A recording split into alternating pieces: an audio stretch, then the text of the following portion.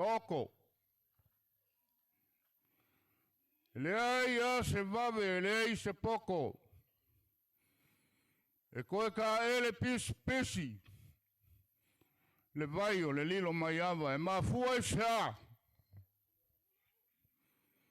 Le anga o le vai inga ola ai sa moa e whango konga.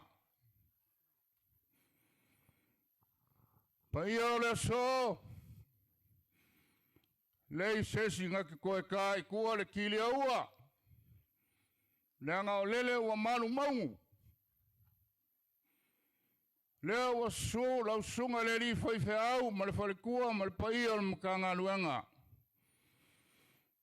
Wa al paia ia Samuel e oi makapa au. A pea le alo le lilo mai ava. E maise lo ko whare upolu.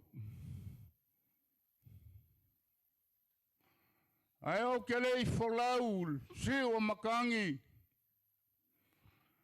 Ma whaku kila lo wa. Ile ka kafe ma le sou o le basa.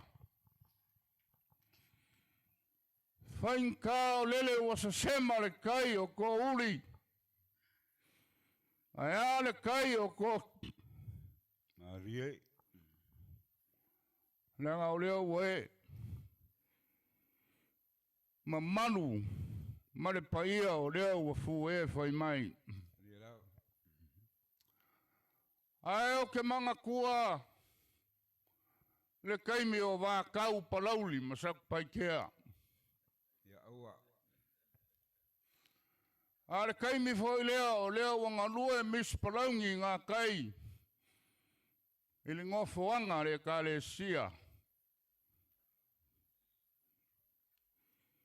Whai mai le kala. Sahava ai le misi o ngale. I le wheo ai o ka ngaka i sa sae masisifo. Whe kamo e ai. Kau whe kuli. Sa whalongo le au aunga ne akua i le whe ei o ka ngaka. Au ngwanga lau sunga komi kumau. O le papa o whanga. Le anga ia whakuinga ingi pese o le ka kou ke pepese ai. Le pese se lau sulu ma le iwa. Ma ke o mai e su i asa uma. Ngā ke kai a ke au i le ala. Whai mai le kani. Murimori. Murimori a Yesu. So se mea alu i ai. O ke le whawai, o ke le whewhe. Pikongu. Kai whewhe ngā le anganga o le kai au ni ngei. Sa au kou whewai ma le akua. Sa au le akua le whamoe moe. Sa kou whesili le akua le kamao ainga. Sa o kou kangi le akua le malosi e whewai. A lele wa kule ala. Ai longa e se singa maliu a whaile ngā luenga. A longa ngā e ngisi o lawe vea ma mangu ngua. Ma fue se a. Sa wha malu a ao lofa o le akua a o alo le maka ngā luenga. A o alo le ko whaale ma kua whaiva. Moirawa. Wa le whenga iei ma le ngā luenga. O le aso. O le aso le whawhikai. O le aso le vi inga e whawhoi le kua wanga whaia me siri lo kousoi fua. Ie lawa le saunga. E an ka pua inga le fionga le lisea ma le piles kenga le auso ma le singoki. Ie. Lea ua manguia o kou whaiva.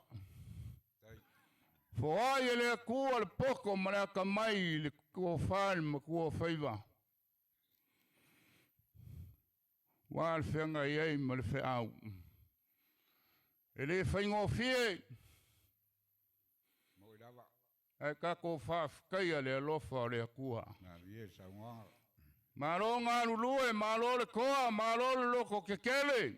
Kala inga la vea. Lia i anka ngaka pala ai maloko vai vai mawhaia ngā luenga kekele whapea. Malo ka wakai. Ia maua se vi inga o lea kua i mea o kou whaia. Lau kou whaal ma kua whaiva. Iei leo se leo singoki. Io kou sā ma whainkao. O ngā whaikau lea whio mai o lea lisea ma le peleskengi o le auso. Whai au ma wharekua ma le mamalo o le singoki o sa la whai sae. Lea ngai whai mai a siro lima e whaikau. A siro vai e whaikau. O rou whale lau whau e ke wha manu manu ai le la ma le kimu. E whaikau e Samoa. O au mea whai ngā nuenga e whaikau. O le a vār kufunga e whaikau. Ma fua se a. Ngā oe alka ngaka e kea ngai a le kupo Samoa. Le ielo wharu penga o oe o le angai o le kupu. Ma lo nganue. Ma lo lima lima.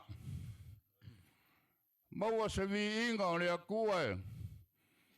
A wālo ko mai o lea ua whaali ni ngā luenga. Ngā luenga lea. E uku vai ai a kou whangau kai e kori ulu ai a kou whangau kai mai lua. O le kakalo le sea ma le singoki lau ko whaal ma kua whaiva. Ia soloa louru ma whale. Kua iei Samoa, e kua iei e Kalesia, e kua iei le vai vai o ainga. Ia whaai e le kua ko mai lau ko whaa, ma le whale whaa ro ko ainga. La kaung whai aku le singoki.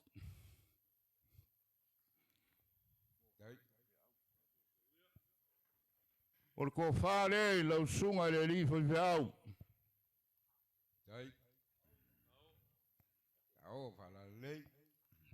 Momoli aku le afe ka la. Hey. Amalos. Oh, maau. Aku smoki mereka aku smoki.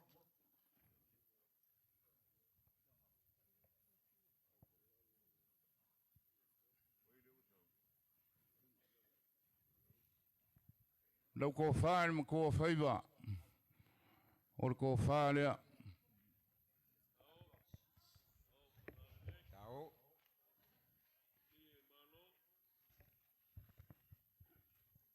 O iei mar keu kusi.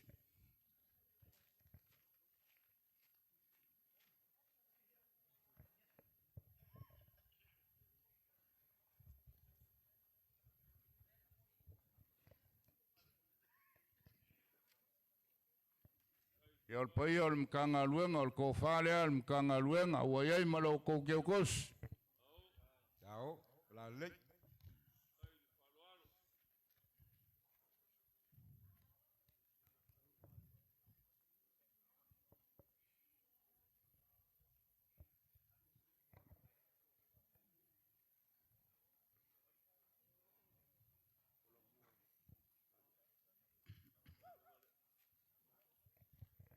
Nā kaum whai aku le whsosoangi e le whionga le lisea ma le peleskengi o le auso. Ma le mamalu o le singoki e kua iei ko whaa ma le whaukanga e le aso a kai ao. Kasi le iei.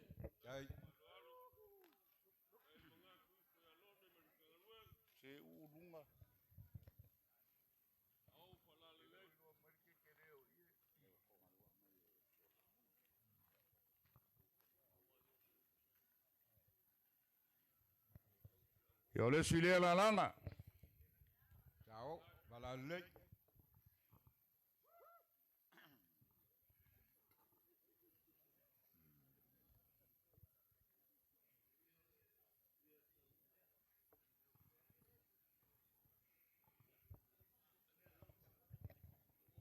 O la langa ie au wail mako sa vali mai lingai kai au.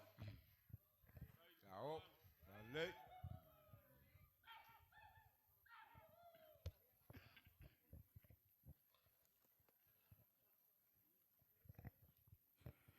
Ier ngā le au afa le sunga le kama malolo mang malo ya mangaima. Ya mawinga o le si ia lea o le kofa lea i le fionga le lisea. O le ia sa keu ku ngofa manguli. Chao. Kakala. O walfa moe moe mkanga luenga. Kai.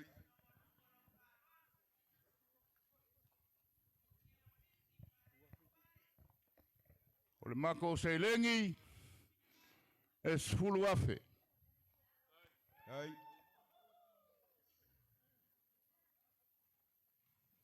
Kai lo malosi malol maau. Maulunga maku singoki malkako singoki. A whainga misa ngisi o makai a whainga luenga. A whainga kou mui mui e whaife au malonga whalikua. Ai. A whainga bebesi le auso. Leanga o ngā luenga ia fiki fiki. Lea so whamama o kou whinga ngalo. Ai ave le whaafikai lea kua ngalu alu lea o se lea o singoki. Kai ale pula ma le vai a whei ma waku malu i poenga. O le asira sila lau sunga le li whaife au ma le whalikua ma le mkanga aluenga. Pau o se mea ua o iele malosi. Mawa sa ko whael ngei aso. Mawa sa ufao kangaria. Ya wal kwa moe moe. Se ui anga pongi sa le mea ngei a lei loa ko le mako whailau kusi o ngai eia kou kauranga soifua. Ia or kama malo lo ngei a sa vai. A oi. Oi a o sa vai loko.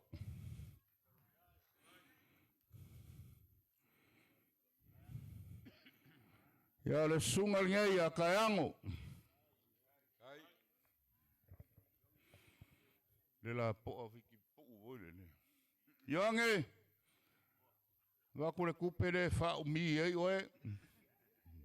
Ele mo miere kale siangi whaife au fike pupo.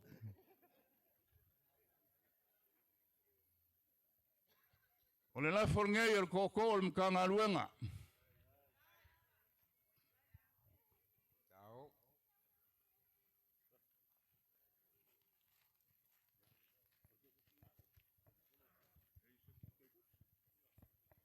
Wako malau se lengi le awa ke ingu ngā ngei. Ai whai le whaafikai le kua lewa o karangoaka. Se lengi ngā e wako elo urafo e milionga lima se lau ma le whaasenge. Kai. Ia manguia le aso.